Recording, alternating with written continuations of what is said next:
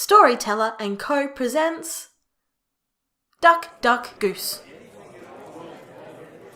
There is a dark and mostly still unknown history in the lives of birds, but none are as murky as those in the water inhabited by two very particular types of waterfowl.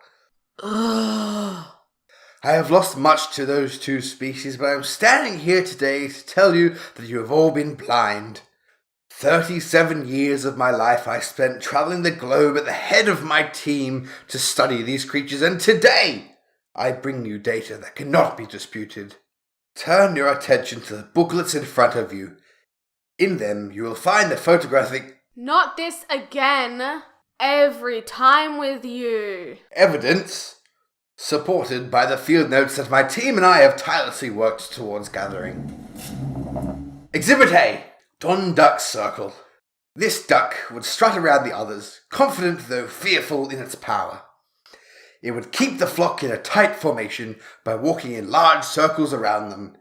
None dared to meet its eye, for if they did, there would be scenes challenging the Don Duck.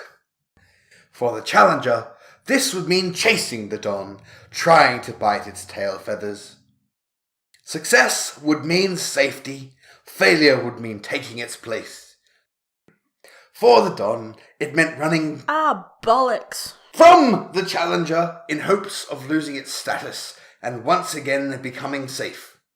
How is the problem, I hear you ask? No one asked. No one will ever ask.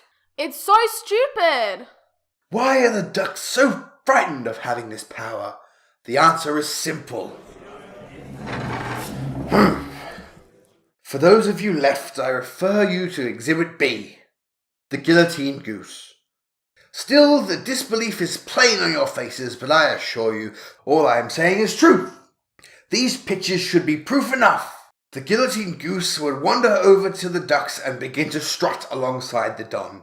If it completes a single rotation alongside Don Duck without the duck being challenged, it shall chase it all the way to the farmer's chopping block. A trained goose. How believable. But what of the ducks left behind? They choose a new one by simply not being the last one to reach a predetermined point. I wonder though, does this sound familiar? Yes. You spouted this nonsense at last week's conference.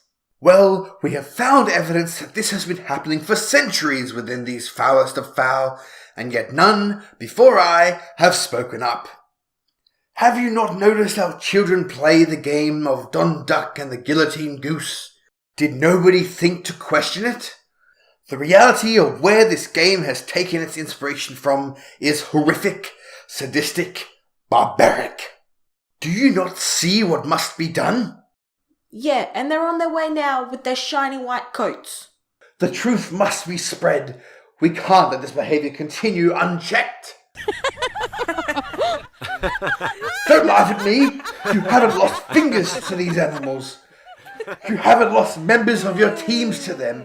You weren't in the field studying them. Read the proof. All right. That's enough. Come on. Get your hands off me. I found the proof.